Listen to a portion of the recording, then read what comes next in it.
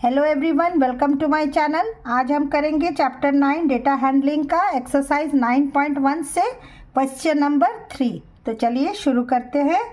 Question 3 है, Catherine threw a dice 40 times and noted the number appearing each time as shown below.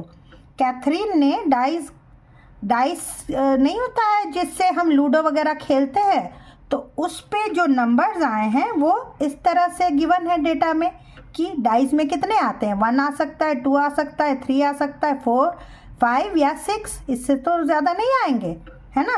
तो उस dice को जैसे ही उसने फेंका तो उसको ये नंबर्स मिले। अब आपसे पूछा जा रहा है कि make a table, enter the data using tally marks. अब इन्हीं नंबर्स को आपको टैली मार्क्स में एंटर करना है और find the number that appeared. Number 1 है the minimum number of times, the maximum number of times, and C part है find those numbers that appear an equal number of times. तो अब आपको एक इस तरह से टेबल बनाना है।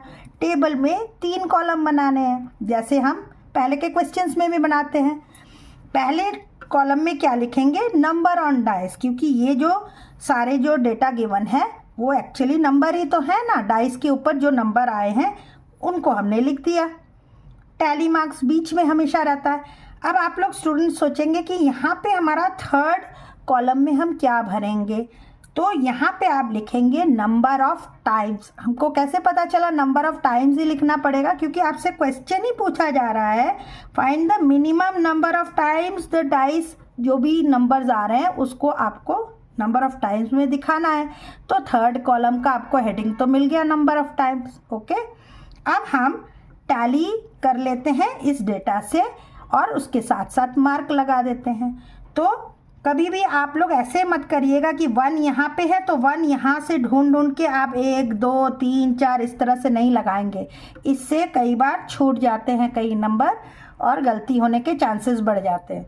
अच्छा क्या है कि आप 1 by 1 लीजिए। ओके, तो पहला है 1, तो 1 कितनी बार है? तो पहले में हम 1 लगा रहे हैं। दूसरा है 3, तो 3 के सामने ये एक मार्क लगा दिया। 5 है, 5 के आगे इस तरह से हम मार्क लगा रहे हैं ताकि हमसे टैली हो जाए। 6 2 टाइम्स है तो 6 के सामने 2 बार लगा दिया हमने इस तरह।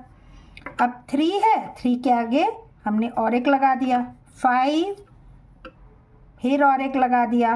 4 एक लगा दिया।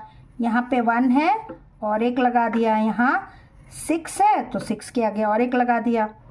फिर 2 है, 2 के सामने 5 है तो 5 के आगे, और सर्कल ज़रूर करते रहेंगे ताकि कोई छूटे ना।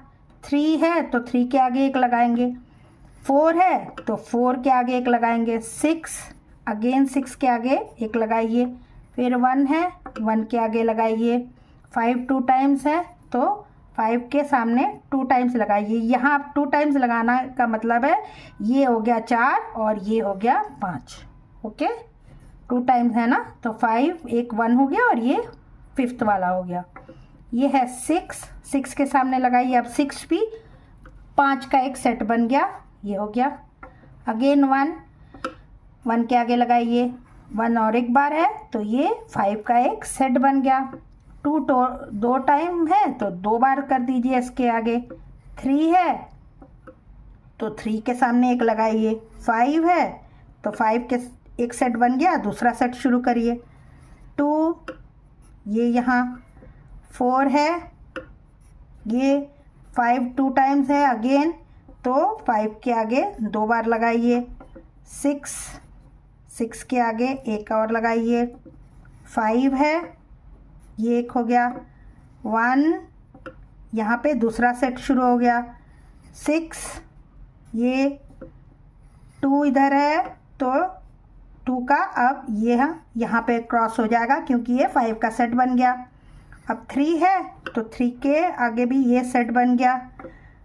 ये 5 नाउ ये क्रॉस कर देंगे ताकि ये 5 बन जाए। 2 ये रहा।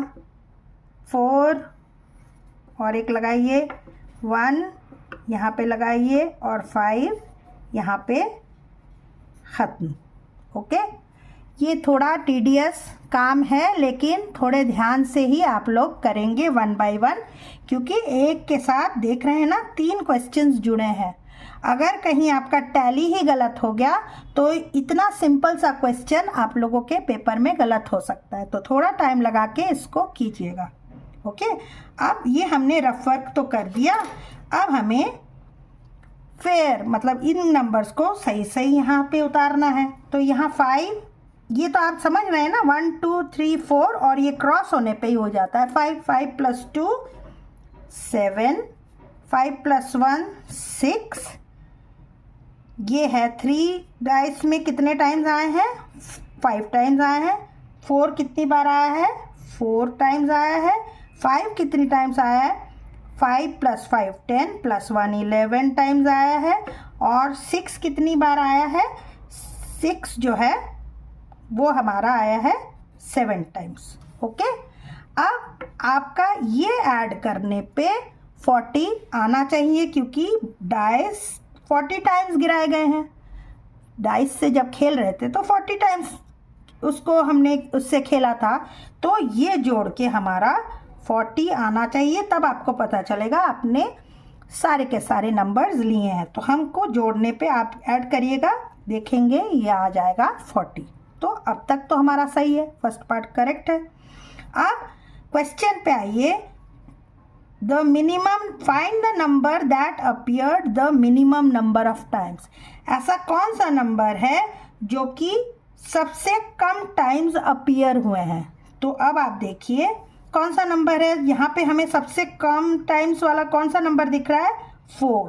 तो 4 नंबर अपीयर्ड मिनिमम टाइम्स, तो इसके आगे आंसर क्या हो जाएगा, 4।